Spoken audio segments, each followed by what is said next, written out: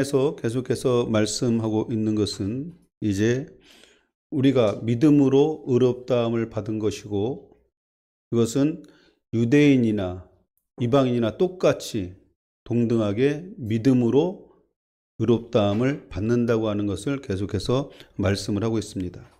지금 이렇게 계속 얘기를 하고 있는 것은 유대인들은 어떤 특권의식이 있었어요. 그래서 유대인들은 혈통이나 율법이나 어떤 할례를 자랑하면서 자신들은 우리는 아브라함의 자손이기 때문에 구원을 받는 것은 당연한 것이다 라고 그런 생각을 하고 있었습니다. 이런 상황 속에서 지금 계속해서 사도 바울이 로마서를 통해서 지금 변증하고 있는 것은 무엇이냐면 바로 우리가 어떤 혈통이나 율법이나 할례가 우리를 의롭다 하는 것이 아니라 하나님을 믿는 믿음이 우리를 의롭게 하는 것이다 라고 말씀을 했습니다. 그래서 지난 시간에 아브라함과 다윗의 예를 들면서 믿음으로 의롭다함을 얻는 것이고 우리가 믿을 때 죄사함을 얻는 것이고 그것을 통해서 우리는 복된 사람으로서 살게 될 것이다 라고 그것을 말씀을 드렸습니다. 오늘은 이제 그 9절부터 17절까지 이제 말씀인데 거기선 9절부터 12절까지는 믿음과 할례의 관계에 대해서 말씀을 하고 있습니다. 그 다음에 13절에서 17절까지는 믿음과 율법의 관계에 대해서 말씀하고 있는 것을 우리가 볼 수가 있습니다.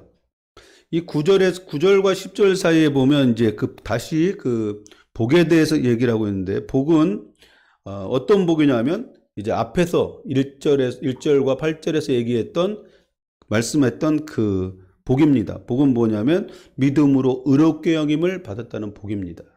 또한 그리고 죄사함을 통해서 의롭게 된 그런 복된 사람이 되었다고 하는 복입니다. 이 복은 그러면서 뭐라고 말씀하고 있냐면 유대인이나 이방인 무할례자들이나 동등하게 아브라함이 믿음으로 의롭다함을 받은 것과 같이 똑같이 믿음으로 의롭다 하는 그 복을 누리게 될 것이다 라고 지금 말씀을 하고 있습니다. 아브라함의 예를 통해서 아브라함이 언제 의롭다함을 받았는가에 대해서 설명을 해주고 있습니다. 보니까 아브라함이 하나님께 의롭다함을 받은 것은 창세기 15장에 나옵니다. 15장 5절에 나옵니다. 그 약속을 믿었다라고 말씀하고 있어요. 창세기 15장 5절 말씀에 보면 그를 이끌고 밖으로 나가 이르되 하늘을 우러러 뭇별을 셀 수 있나 보라. 또 그에게 이르되 내 자손이 이와 같으리라. 이게 하나님의 그 언약이고 약속이셨습니다. 이 언약과 약속을 한 때가 뭐냐면 아브라함이 갈대우르에서 부름을 받았을 때가 75세인데 지금 85세에 지금 이 약속을 하시는 거예요. 그러면서 이제 6절 말씀에 뭐라고 그랬냐면 아브라함이 여호와를 믿으니 여호와께서 이를 그의 의로 여기셨다라고 말씀하고 있습니다. 그러니까 아브라함이 하나님께서 약속하신 그 약속을 믿었을 때 의로 여겼다는 것입니다. 그러니까 하나님께서 의로 여긴다고 하는 것은 무엇을 답니까? 그 믿음을 보시고 하나님께서 그것을 이루시겠다고 하는 것입니다. 지금 이 약속을 받았을 때 아브라함은 자식이 없는 상태죠. 85세인데 자식이 없습니다. 그러기 때문에 이제 그 모든 것들을 포기하고 있었던 상황이에요. 근데 그때 하나님께서는 이게 다시 아브라함에게 약속을 하시는 것을 볼 수가 있습니다. 그러고 나서 이제 한 14년 후에 이제 99세가 되었을 때 이제 창세기 17장에 가서 이제 하나님께서는 할례할 것을 말씀을 하고 있습니다. 시간적 간격이 한 14년 정도 그 차이가 나죠. 아브라함이 의롭다함을 여김을 받은 시기가 언제냐면 지금 사도 바울이 얘기하는 것은 무할례 시에 의롭다함을 받았다는 것입니다. 그렇기 때문에 할례를 받는 것이 사람을 의롭게 하는 것이 아니라 아브라함이 무할례 시에 믿음을 통해서 하나님을 믿음을 통해서 의롭게 되었듯이 믿음으로 사람은 의롭게 되는 것이다 라고 지금 말씀을 해주고 있습니다. 그러면서 이제 우리 11절 우리 같이 한번 읽어볼까요? 11절 같이 한번 읽어보겠습니다. 시작. 저가 할례의 표를 받은 것은 무할례 시에 믿음으로 된 의를 인친 것이니 이는 무할례자로서 믿는 모든 자의 조상이 되어 저희로 의로 여기심을 얻게 하려 하심이니라. 아멘. 여기서 보니까 그 인치신 것이다라고 인치다라고 하는 그런 그 말씀이 나오고 있어요. 인친다고 하는 것은 무슨 의미냐면 바로 소유를 나타낼 때 인을 치는 것입니다. 바로 인을 쳤다고 하는 너는 내 거야 그 할 때 인을 치는 거예요. 그 옛날에 그 저 어릴 때 그 서부 영화가 많이 그 유행을 했었어요. 서부 영화에 보면 그 저기 자신들의 소에다가 그 저기 뜨거운 그 저기 인을 찍잖아요. 그게 뭐냐면 이 목장의 소유야 그런 것을 그 나타내는 것입니다. 인을 친다는 건 그거예요. 그리고 또한 어떤 일에 있어서 모든 일의 결론과 마무리를 확증할 때 그 도장을 찍는 것입니다. 이것은 이제 완전하게 마무리됐다고 하는 뜻이에요. 그러면 바로 그 예수님께서 무덤에 이제 죽으시고 이제 부활하셨지만 무덤에 들어갔을 때 이 무덤을 봉인했다고 하는 것은 무엇을 뜻하냐면 이 사람은 이제 죽은 사람이야 그 뜻이에요. 무덤을 봉인했다는 것은 이제 더 이상 산 사람이 아니라는 뜻입니다. 무덤을 그 꽉 막았다는 것은. 그러기 때문에 예수님의 부활이 확실한 것은 세상 사람들이 예수님이 육신적으로 죽은 것을 확인해 준 거예요. 그게 인치시는 것입니다. 할례는 믿음으로 의롭게 된다는 것에 대한 확증이라고 지금 말씀을 하고 있습니다. 의인의 그 표징이라는 것입니다. 할례는 의를 나타내는 것도 아닙니다. 의를 위해서 어떤 얻는 수단도 아니라는 것입니다. 할례는 무엇이냐면 단지 의인됨을 입증하는 표징에 불과한 것이다. 이렇게 사도 바울이 말을 하고 있습니다. 그렇습니다. 우리가 이 할례하고 비교해서 같이 우리가 말씀드릴 수 있는 것이 뭐냐면 세례를 얘기를 할 수 있어요. 우리가 세례를 언제 받습니까? 예수 그리스도를 믿고 이제 구원받은 백성이라고 하는 것을 확인하기 위해서 세례를 받는 거예요. 그죠? 그래서 세례를 통해서 하나님 앞에서와 모든 믿는 그 회중 앞에서 이제 나는 그리스도와 함께 죽고 그리스도와 함께 사는 그런 존재로 살겠다고 하는 고백이 바로 세례입니다.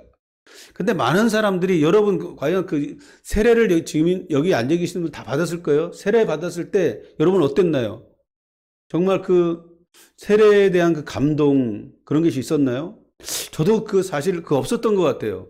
저는 그 청년 때 이제 세례를 받았는데 세례를 안 받으려고 했어요. 저는. 왜냐하면 제가 세례 받을 그런 존재가 못 되는 것 같고 안 받으려고 했는데 부활주일날 교회를 갔더니 목사님이 왜 세례를 안 받으려고 그러냐는 거예요. 저는 그 자질이 안 되는 것 같아서 세례를 안 받겠습니다. 그랬더니 그냥 앞으로 잘 살으라 그러면서 세례를 받으라는 거예요, 그날. 그래갖고 이제 세례를 받게 됐었는데, 우리가 세례를 받는다고 하는 것이 얼마나 소중한 건지 알 수가 없습니다. 유대인들이 할례를 받는 것과 마찬가지인 거예요. 우리가 믿음의 자녀로서 세례를 받는다고 하는 것은 무엇입니까? 우리가 그냥 우리는 되게 양례를 많이 하지 않습니까? 물을 좀 뿌림을 통해서 그 세례를 받다 보니까 이 세례에 대한 그 기쁜 별로 의미가 없는 것 같아요. 원래 그 침례가 맞는 거죠. 물 속에 들어갔다가 나와야 되는 거예요. 물 속에 들어간다고 하는 것은 무엇을 의미하는 겁니까? 죽음을 의미하는 것이에요. 그 다음에 나온다고 하는 것은 이제 부활을 의미하는 것이고, 우리가 세례를 받는다고 하는 것은 그리스도와 함께 죽는 것을 의미하는 것이고, 그리스도의 부활과 함께 우리가 그리스도와 함께 사는 것을 의미하는 것입니다. 그래서 지금 믿는 자에게 할례를 행했고, 의인에게 할례를 행했고, 또 믿는 자에게 세례를 베푸는 것은 무엇입니까? 이제는 의인으로서 의인답게 살아가는 존재가 되었다고 하는 것을 가르쳐 주는 거예요. 그래서 세례를 받는 것입니다. 여러분이 그래서 왜 세례를 그냥 믿자마자 바로 주는 게 아니에요. 충분히 그 신앙생활을 하면서 그래서 6개월이 지나고 1년이 지나고 그러면서 나는 이제 그리스도와 함께 죽고 그리스도와 함께 사는 그런 존재로 내가 살겠다고 하는 고백이 됐을 때 세례를 베푸는 거예요. 그렇기 때문에 신학에서 바울은 이 성령 세례를 얘기하면서 성령의 인치심을 많이 그 말씀을 하고 있습니다. 성령의 인치심은 우리가 뭐냐면 우리가 의인된 것에 대한 표정이라는 거죠. 하나님의 자녀가 되었다고 하는 것을 나타내는 것이 바로 이 성령의 인치심입니다. 그래서 믿음의 자녀들이 구원의 확증을 위해서는 성령의 인치심을 받아야 돼요. 성령의 인치심은 뭐냐면 여러분에게 성령의 기름 부으심이 임해야만 한다고 하는 것입니다. 성령의 불을 받아야만 구원받은 자녀로서 확증되는 거예요. 왜냐하면 그래야만 성령의 능력으로 우리가 의인된 삶을 살 수 있기 때문에 그래요. 내 힘과 노력으로 사는 것이 아니라 성령이 역사하심을 통해서 성령님이 함께 하심을 통해서 내가 그리스도의 성품에 닮아가게 되는 것이고 주님이 원하시는 그런 삶을 살게 된다는 것입니다. 그렇기 때문에 내 힘과 능으로 되지 않기 때문에 우리가 하나님의 은혜를 구하는 것이고 성령님의 능력을 우리가 구하게 되는 것입니다. 로마서 8장 9절 말씀에 보니까 누구든지 그리스도의 영이 없으면 그리스도의 사람이 아니다라고 말씀하셨어요. 이것은 무엇을 뜻합니까? 내가 예수님을 믿는다고 고백은 하지만 실질적으로 내 삶의 능력으로 나타나기 위해서는 성령님이 함께해야 되는데 성령님이 함께하지 않는 성령님과 동행하지 않는 우리의 삶의 모습을 보면 그리스도인의 모습으로 살기가 쉽지가 않다는 거예요. 그래서 누구든지 그리스도의 영이 없으면 그리스도의 영인 성령님과 내가 동행하는 삶이 없다고 하면 그리스도의 사람이 아니다는 거예요. 왜? 얼마든지 우리는 죄 가운데 빠질 수밖에 없는 그런 존재이기 때문에 그것을 말씀하고 있는 것입니다. 성령이 함께 하심을 통해서 통치를 받는 사람이 바로 그리스도의 사람이라는 것입니다. 통치를 받아야 돼요. 다스림을 받아야 됩니다. 우리는 예수 그리스도를 믿는다고 하지만 실질적으로 예수님이 나의 왕으로서 예수님이 나를 다스리고 통치하는 그런 삶이 아니라 내가 주인으로 살 때가 많잖아요. 내가 왕으로 살 때가 많잖아요. 내가 하나님 앞에서 믿는다고 하는 것은 이제 세례를 받고 이제 정말 그리스도의 자녀로서 살기를 원한다고 하면 이 통치권이 바뀌어져야 되는 것입니다. 내가 주인이 아니라 내 삶에 내가 주인이 아니라 주님이 주인이어야 되는 것이고 주님이 왕이 되어줘야 한다고 하는 것입니다. 그런 주님이 성령님이 왕이 되는 그런 삶을 사는 사람이 바로 그리스도의 사람이다라고 지금 말씀해주고 있는 것입니다. 에베소서 1장 13절 말씀에 보면 그 안에서 너희가 진리의 말씀 곧 너희 구원의 복음을 듣고 그 안에서 또한 믿어 약속의 성령으로 인치심을 받았다라고 말씀하고 있습니다. 우리가 예수 그리스도를 믿고 믿음 안에 있을 때 성령이 우리에게 임하시는 것이고 그것을 통해서 성령의 인치심을 받았다고 하는 것은 성령님을 통해서 우리가 하나님의 자녀임을 확증해 주셨다는 것입니다. 그렇기 때문에 우리는 성령의 인치심, 성령의 기름 부음을 우리는 항상 사모해야 되고 성령 안에서 우리가 살아가야 하는 것입니다. 에베소서 4장 30절 말씀해 보니까 하나님의 영을 근심하게 하지 말라. 그 안에서 너희가 구원의 날까지 다시 인치심을 받았다라고 합니다. 구원의 날까지 인치심을 받았다는 거예요. 그러면 우리가 성령의 인치심을, 성령의 기름 부음이 그냥 단지 한 번 어쩌다 한 번 받은 그 은혜로 끝나는 것이 아니라는 거예요. 끊임없이 계속해서 성령의 기름 부음이 차고 넘쳐야 된다는 것입니다. 여기 지금 이 7초 때 불을 켜놨어요. 이 의미는 무엇이냐면 그 성령의 불이에요.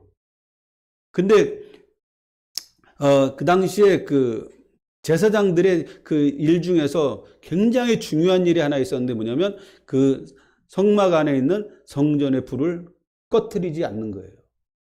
그럼 어떻게 해야 됩니까? 계속해서 체크하고 그래서 기름을 떨어지지 않게 계속 부어야 되는 거예요.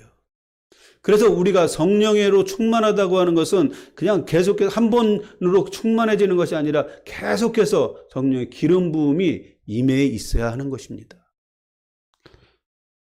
그래야 우리가 그리스도의 사람이라고 하는 것이 증거로서 나타나게 된다는 것입니다. 구원을 받은 자녀임의 그 표징은 성령의 충만함인 것입니다. 성령의 충만함으로 하나님의 자녀됨을 나타내는 것이고 그런 삶을 또 살 수가 있게 되는 것입니다. 의인으로서 삶을 위해서 약속하신 성령을 하나님 예수님께서 보내주시고 성령의 기름 부으심을 통해서 어떤 일을 하셨냐면 너무나 중요한 일을 하셨어요. 그것은 뭐냐면 마음의 할례를 행하셨다는 것입니다. 마음의 할례는 육신의 옷을 벗고 그리스도의 옷을 입는 것이에요. 우리 마음이 어떠냐가 그 사람의 됨됨이를 얘기를 합니다. 우리는 그 마음을 숨기려고 하는 그런 모습들이 많이 있어요. 그러다 보니까 어떻게 겉으로는 내 마음은 그렇지 않은데 겉으로는 그렇지 않은 척 그렇게 사는 사람들도 있습니다. 근데 마음이 어떠냐가 나의 모습이기 때문에 반드시 마음이 어떤 사람에 대해서 안 좋은 마음을 갖고 있으면 반드시 드러나게 되어 있다는 거예요. 왜냐하면 내 마음이 나기 때문에 그래요. 그래서 이 마음을 가리켜서 성경에서 뭐라고 그러냐면 속사람이라고 그래요. 속사람. 속사람이 있다는 거예요. 속사람. 겉사람은 얼마든지 내가 치장하면서 이렇게 다른 사람을 속일 수 있지만 속사람은 속일 수가 없다는 거예요. 근데 이 속사람이 변화되어야 되는데 그것이 뭐냐면 마음의 할례라고 지금 말씀하고 있는 것입니다. 마음의 할례를 받았을 때 육신의 옷을 벗어버리게 되는 것이고 이제 그리스도의 옷을 입게 되는 거예요. 바로 마음이 우리가 변화되고 새롭게 되어졌을 때 우리가 거룩한 삶을 살 수 있게 되는 것입니다. 그리스도의 옷을 입는다고 하는 것은 그리스도를 통해서 우리에게 거룩함의 옷이 입혀지는 것입니다. 마음의 할례를 받을 때 우리 마음에 그리스도의 성품을 담게 되고 그리스도의 성품에 참여하는 믿음의 사람으로 우리가 살게 되는 것입니다. 참여한다는 것은 그리스도의 삶을 쫓아서 우리가 살게 된다고 하는 것입니다. 만일 우리 마음속에 어두움으로 가득 차 있고 어떤 두려움으로 가득 차 있고 죄악으로 가득 차 있다고 그러면 마음이 어떻게 될까요? 마음이 굳어집니다. 그 마음이 부들부들한 사람과 마음이 굳어진 사람의 차이는 얼굴에 나타나게 되어 있어요.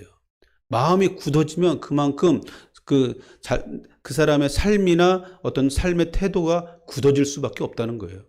근데 마음이 부드러운 사람은 또 부드러운 모습으로 나타날 수밖에 없다는 것입니다. 그래서 우리 성경에는 이런 마음을 굳은 마음이라고 그러고 돌 같은 마음이라고 그래요. 마음이 굳어지는 것은 어디서 나오냐면 죄악의 뿌리에서 나오는 세상의 근심과 염려와 두려움입니다. 이 두려움들이 어떤 근심과 걱정과 염려들이 쌓이게 되면 그 두꺼운 막을 형성해요. 그래서 그 마음에 그 두꺼운 막이 생겨서 딱딱해지는 것입니다. 근데 그러기 위해서 그 부드러운 마음이 되기 위해서는 어떻게 되냐면 깨트려야 되는 거죠. 깨트려야만 속 안에 부드러운 것들이 드러나게 되어 있는 것입니다. 그래서 에레미야서 4장 4절 말씀해 보니까 너희는 스스로 할례를 행하여 마음에 가죽을 베고 나 여호와께 속하라 그랬어요. 마음에 가죽을 베라는 거예요. 그 마음에 가죽을 베라는 것은 뭐냐면 마음을 돌 같게 만들고 마음을 굳게 만들었던 겉의 것들을 다 도려내라는 거예요. 근데 이것이 마음의 할례가 내가 하는 것이 아니라는 거예요. 구약에 있어서 그 할례를 행했을 때 그 할례는 어떤 할례입니까? 누가 하는 것입니까? 사람이 하는 거예요. 그러나 이 신약이 와서 마음의 할례는 주체가 누굽니까? 성령님이시라는 거예요. 성령이 우리에게 임했을 때 성령의 불칼로 우리의 굳어진 마음들을 도려내는 것입니다. 그럼을 통해서 우리 마음이 부드러워지게 된다고 하는 것입니다. 하나님께 속한 사람은 굳어진 돌 같은 마음이 아니라 부드러운 마음을 갖게 돼요. 그래서 하나님이 무엇을 원하시고 하나님이 기뻐하시는 뜻이 무엇인지를 알고 그 마음에 합한 그런 삶을 살게 된다고 하는 것입니다. 12절 말씀 보면 12절 한번 읽어볼까요? 같이 읽어보겠습니다.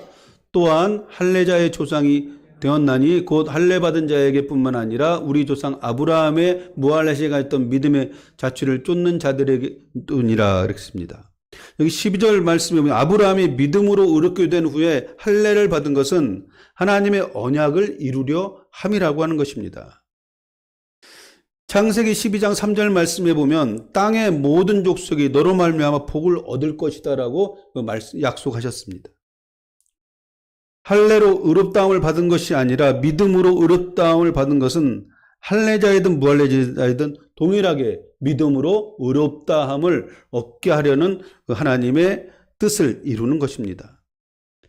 근데 이러한 약속이 창세기 12장 3절에서 땅의 모든 족속이 너로 말미암아 복을 얻을 것이다라고 하는 그런 언약이 언제 완전히 성취가 되냐면 예수 그리스도를 통해서 완전히 성취가 된다는 것입니다. 전에도 말씀드렸지만 이 복이라고 하는 것이 어떤 복입니까? 우리가 의인된 복이에요. 구원받은 복입니다. 그래서 예수 그리스도를 통해서 온전히 성취되는데 예수 그리스도의 이름을 부르는 자는 구원을 얻겠다라고 말씀하셨습니다.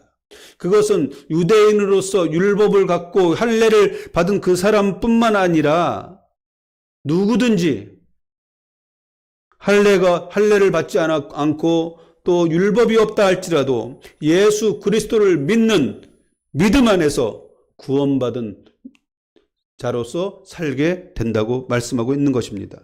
13절에서 17절까지의 그 말씀은 믿음과 율법에 대해서 말씀을 하고 있습니다. 13절 말씀에 보면 세상의 13절 우리 같이 한번 읽어보겠습니다. 읽겠습니다. 시작. 아브라함이나 그 후손에게 세상의 후사가 되리라고 하신 언약은 율법으로 말미암은 것이 아니요 오직 믿음의 의로 말미암은 것이니라. 아멘. 세상의 후사라고 그랬어요. 세상의 후사, 이 세상의 상속자란 얘기죠. 그죠? 상속자란 얘기입니다. 그러면 이 후사는 상속자인데, 그래서 우리가 하나님의 자녀가 되었다고 하는 것은 무엇을 뜻합니까? 하나님의 유업을 이을 하나님의 후사가 되었다라고 성경에서 말씀을 하고 있는 거예요. 상속자가 되었다는 것입니다. 세상의 상속자가 되었다고 하는 것은 바로 창세기 17장 8절의 약속입니다. 내가 너와 내 후손에게 내가 거류하는 이 땅 곧 가나안 온 땅을 주어 영원한 기업으로 되게 하고 나는 그의 하나님이 되리라 그랬습니다. 가나안 온 땅을 주어 영원한 기업으로 주시겠다라고 말씀하고 있는 거예요. 이뿐만이 아니에요. 여기서 하나님께서는 가나안 땅이라고 얘기했지만 가나안 땅뿐만 아니라 모든 세상을 하나님께서 약속하신 것입니다. 하나님께서는 우리 인간을 창조하시고 이 세상 만물을 창조하신 후에 인간에게 첫 번째로 주셨던 것은 무엇이냐면 이 땅을 다스리고 정복하라는 축복을 허락하셨습니다. 그러나 인간이 범죄함을 통해서 이 축복을 누리지 못하게 된 것이죠. 아담의 범죄함을 통해서 이 축복을 잃어버리고 이 땅을 다스리고 정복하고 누리는 그런 삶이 아니라 이 땅에 속해서 이 땅의 노예가 되어서 고통 속에 살아가는 그런 존재가 되어졌다는 것입니다. 하나님께서는 그 아브라함을 부르시고 믿음을 통해서 의롭게 하신 것은 하나님과 인간 사이의 관계를 회복하기 위함이에요. 그 관계를 회복할 뿐만 아니라 또한 이 회복 관계를 통해서 하나님께서 처음에 우리 인간을 만드시고 축복하셨던 축복된 삶을 회복하기를 원하시는 것이 하나님의 뜻이라는 것입니다. 믿음으로 의롭게 된 사람은 세상의 상속자가 되는 축복을 허락하셨다는 거예요. 시편 2편 8절 말씀에 보면 내게 구하라 내가 이방 나라를 내 유업으로 주리니 내 소유가 땅끝까지 이르리라 이렇게 말씀하고 있습니다. 하나님께 믿음으로 구하는 자에게는 이방 나라 모든 민족을 내 유업으로 주겠다는 것입니다. 이것은 무엇을 뜻할까요? 우리가 하나님의 자녀로서 하나님께 그 땅을 구할 때 이 땅에서의 우리의 모든 삶을 책임지실 뿐만 아니라 영적으로 이 세상을 다스리고 정복하는 그러한 삶을 약속하시는 것입니다. 우리 믿음의 자녀는 하나님께 구할 특권을 주신 것입니다. 믿습니까? 아무나 하나님께 구하는 것이 아니에요. 하나님께 기도하는 것이 아니라는 것입니다. 그냥 하나님과의 우리와의 관계 속에서 우리가 하나님께 기도하는 것은 하나님의 자녀로서 아들로서 아버지께 구하는 거예요. 그 관계가 빠진 상태에서 그냥 구한다고 하면 다른 잡신 앞에서 구하는 것과 다를 바가 없는 것입니다. 여러분이 하나님 앞에 기도한다고 하는 것은 아들로서 아버지 앞에 구하는 거예요. 믿습니까? 여러분이 이 자리에 와서 예배 드리는 것이, 예배 드림을 통해서, 예배는 누구가 아무나 드리는 것이 아니에요. 이방신 앞에서 예배 드리는 사람도 많아요. 그러나 하나님 앞에서 우리가 예배를 드린다고 하는 것은 이 예배를 통해서 우리 관계를 다시 한번 확인하는 것입니다. 나는 하나님의 자녀라고 하는 것을 확인하는 자리가 바로 예배의 자리라는 거예요. 우리 믿음의 자녀들은 하나님께 구할 특권이 있다는 거예요. 자녀들은 아버지에게 구하잖아요. 그런 특권이 있어요. 어떨 때는 보면 맡겨놓은 것 같이 그냥 저기 달라고 하잖아요. 근데 또 그것을 또 그 부모는 자녀에게 자신이 할 수 있는 대로 기쁨으로 또 주잖아요. 그런 부모와 자녀와의 관계라는 거예요. 하나님과 우리와의 관계가. 믿음으로 구하는 자에게 하나님은 약속의 선물을 주시겠다고 약속하시는 것입니다. 이 언약은 예수 그리스도를 통해서 완전히 성취된 것입니다. 히브리서 2장 8절 말씀에 보면 만물을 그 발 아래 복종하게 하셨느니라 그랬습니다. 예수 그리스도의 이름의 능력 앞에서 이 세상의 모든 만물을 무릎 꿇게 하셨다는 것입니다.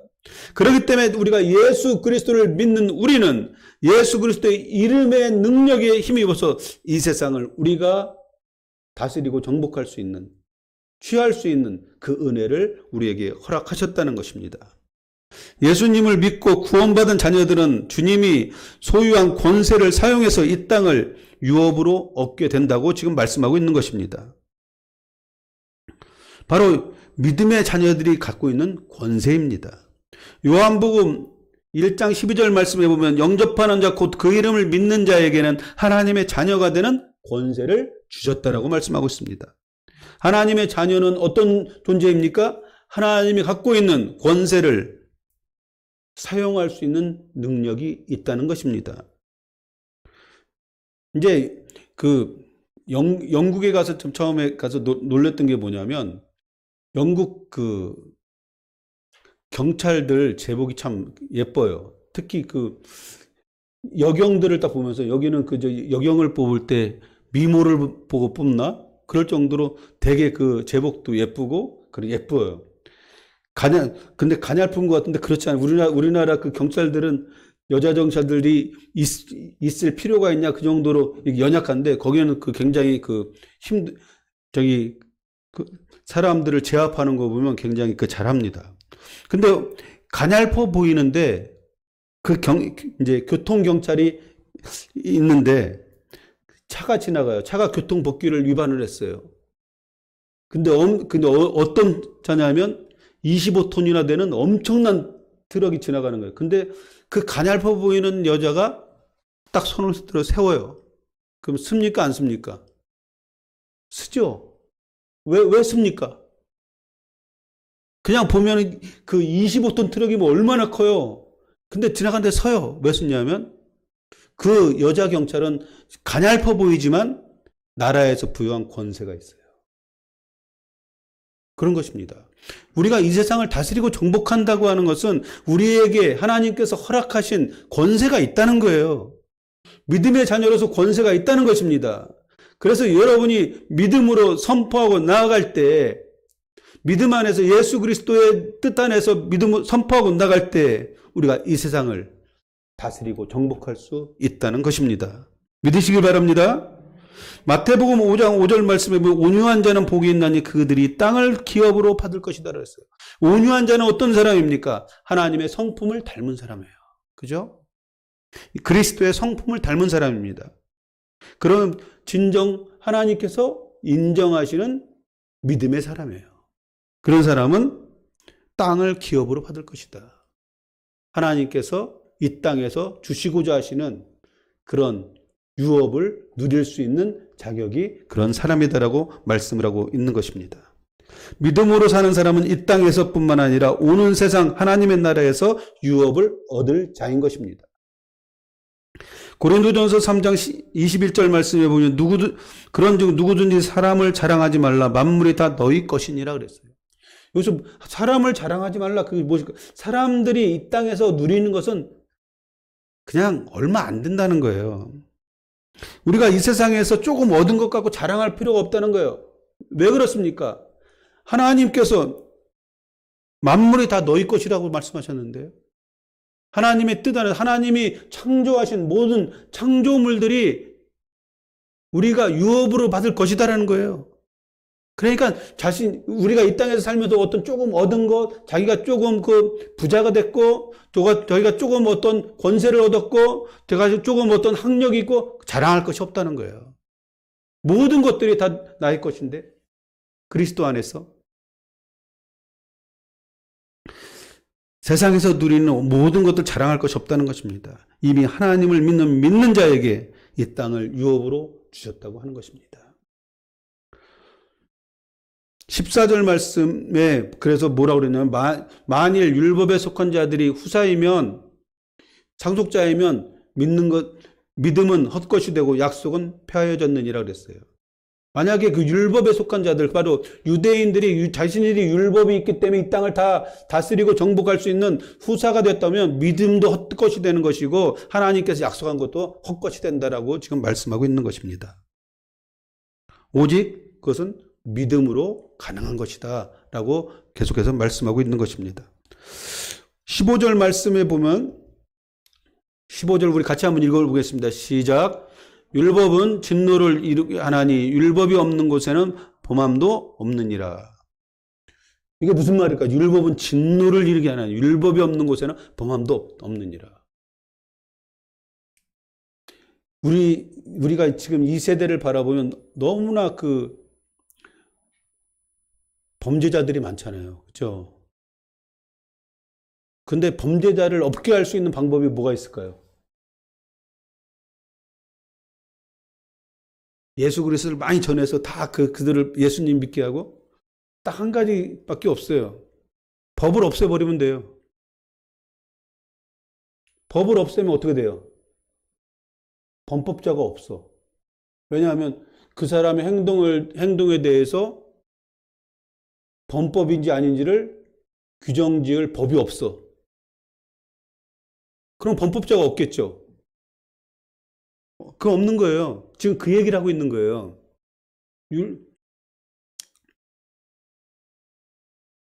나라에 법이 없다면 범법자가 없는 것이고 법이 있기 때문에 뭐가 있습니다? 정죄가 있고 심판이 있는 것입니다. 율법이 주어지기 전에 아브라함은 정죄를 받지 않았어요. 아브라함 시대에는 믿음의 원리로 다 살았어요. 문제는 그 당시에 율법이 없을 때에는 무엇이 문제냐면 믿음으로 사느냐 살지 않느냐요. 신앙으로 사느냐 불신앙으로 사느냐 그 문제예요. 그래서 믿음으로 살지 않는 불신앙 때에는 하나님의 정죄함이 있었어요. 노아의 시대를 보면 노아 시대에 할례가 있었습니까? 없었습니까? 없었죠. 없었어요. 그렇지만 믿음으로 신앙생활을 할 때 하나님께서 뭐라고 그랬습니까? 당대 의인이라 인정해 주셨어요. 인간의 편에서 보면 그 율법은 정죄와 저주의 도구가 되는 것입니다.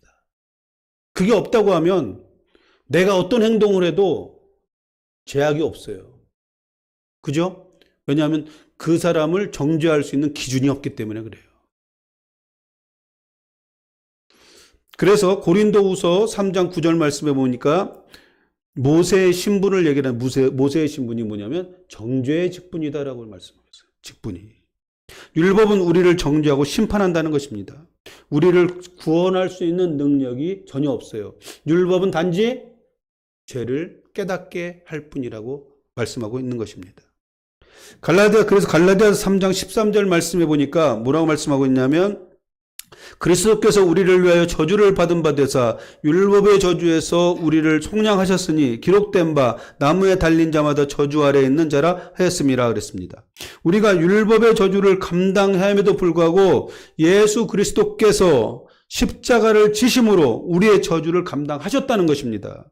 그러므로 우리는 이제 더 이상 저주 아래 있지 않은 자유케 된 존재가 되었다고 하는 것입니다. 그래서 로마서 8장 1절을 보면 그러므로 이제 그리스도 예수 안에 있는 자에게는 결코 정죄함이 없다라고 말씀하고 있는 것입니다. 그리고 예수 그리스도 안에 정죄함이 없을 뿐만 아니라 이제는 예수 안에 있는 생명의 성령의 법이 죄와 사망의 법에서 우리를 해방하셨다라고 말씀하고 있는 것입니다. 예수 그리스도의 구속의 은혜로 우리는 더 이상 정죄의 대상이 아니라는 것입니다. 율법에 의해서 우리가 정죄받는 것이 아니라 이제 은혜 안에서 예수 그리스도의 복음 안에서 우리는 자유를 누리는, 자유를 얻게 된 존재라고 말씀하고 있는 것입니다. 16절에서 17절까지 말씀해 보면 후사가 되는 것은 전적인 하나님의 은혜를 말씀하고 있습니다. 하나님을 믿음으로 하나님의 유업을 이을 상속자가 된다는 것입니다. 하나님의 은혜에 대해서 믿음으로 반응하는 사람은 복되고 이 세상을 상속하게 되는 것이다라고 말씀하고 있는 것입니다. 믿음은 하나님의 은혜가 제공하는 것을 겸손하게 받는 거예요. 이 세상을 유업으로 받을 상속자는 더 이상 두려움이 없는 것입니다. 17절 우리 같이 한번 읽어보겠습니다. 17절 같이 읽겠습니다. 시작. 기록된 바 내가 너를 많은 민족의 조상으로 세웠다 하신 것 같으니 그의 믿는 바 하나님은 죽은 자를 살리시며 없는 것 있는 것 같이 부르시는 이신이다. 아멘. 여기서 보니까 인간이 두려워하는 것이 두 가지가 나오고 있어요. 뭡니까? 하나는 무예요. 없는 거. 하나는 죽음이에요. 이 두 가지를 인간이 가장 두려워하는 것입니다. 물을 왜 두려워할까요? 자신이 소유하지 못한 것에 대해서 궁핍함에 대해서 굉장히 두려워해요. 미래에 대해서 두려워하고 내가 혹시 굶어 죽지 않을까? 그 정도는 아니겠지만 미래에 대해서 아무것도 갖지 못할 것에 대한 두려움이 굉장히 많습니다. 그리고 또 어떤 생명이 끝나는 죽음에 대해서 공포가 있어요. 이 죽음의 공포 앞에서 우리 인간은 어떻습니까? 굉장히 약해져요. 이 무와 죽음의 그 두려움을 극복하는 길은 무엇입니까? 온전한 믿음으로 하나님을 바라보는 것입니다. 하나님께서 이렇게 말씀하시는 거예요. 왜 우리가 믿음으로 하나님을 바라봐야 됩니까? 바로 죽은 자를 살리시는 하나님이시라는 거예요. 없는 것을 있는 것 같이 하시는 하나님이시라는 거예요. 그러면 하나님은 어떤 능력이 갖고 계신 분입니까? 무에서 유를 창조하시는 분이시고 또 죽음을 생명으로 바꿔주시는 분이 하나님이시라는 거예요. 살리시는 분이 하나님이시라는 거예요. 그렇기 때문에 내가 하나님을 믿고 하나님의 믿음 안에 우리가 살게 되어졌을 때 우리가 인간이 가장 취약한 없는 것과 죽음에 대한 두려움에서 해방될 수 있게 되는 것입니다. 우리는 어떤 존재입니까? 하나님의 소유된 백성이에요. 하나님이 어떤 하나님이십니까? 무에서 유를 창조하신 하나님이에요. 이 세상 만물을 창조하시고 다스리는 분이 바로 하나님이시라고 하는 것입니다. 그 하나님의 자녀로서 하나님과 항상 우리가 동행하는 삶을 살게 됐을 때 우리는 그 두려움에서 해방되는 것을 믿으시길 바랍니다. 에레미야서 32장 17절 말씀해 보면 주께서 큰 능력과 표심팔로 천지를 지으셨사오니 주에게는 할 수 없는 일이 없으시다라고 말씀하고 있습니다. 그분이 하나님이신 거예요. 그분이 나의 아버지이신 거예요. 그걸 믿으시길 바랍니다. 그럴 때 우리가 이 세상을 살아갈 때 어떤 두려움 가운데 내 앞으로 미래에 대한 두려움, 앞으로 내가 인생을 한 번도 살아보지 못했고 한 번도 가보지 못한 그 길을 가는 그 과정 속에서 우리는 두려워하지 않고 하나님을 의지함을 통해서 소망 가운데 살게 될 줄 믿습니다. 아브라함은 부르심을 받았을 때 갈 바를 알지 못하고 믿음으로 하나님만을 바라보고 갔다고 말씀하고 있습니다. 그렇습니다. 우리가 갈 바를 알지 못하고 어떤 목적지를 모르고 간다고 하는 것은 굉장히 두려움이 있어요. 아니, 완전히 우리가 모든 것을 다 알고 가면 별로 두렵지 않아요. 그러나 믿음으로 간다고 하는 것은 무엇입니까? 믿음으로 우리가 산다고 하는 것은 무엇입니까? 내가 보지 못한 그 길을 가는 거예요. 근데 어떻게 가냐면 이미 가본 것 같이 믿고 가는 거예요. 왜? 하나님이 이미 우리의 앞에 가셔서 우리의 길을 예비하셨다고 하는 믿음이 있기 때문에 그렇게 가는 것입니다. 여러분이 믿음으로써 하나님의 자녀가 되어 것을 믿으시길 바랍니다. 그렇다고 하면 하나님께서 우리에게 주시고자 하시는 모든 것들을 누릴 수 있는 믿음의 자녀들이 여러분이 된 것입니다. 믿음과 순종함으로 하나님의 약속을 누리는 축복된 삶을 사시길 주의 이름으로 축복합니다.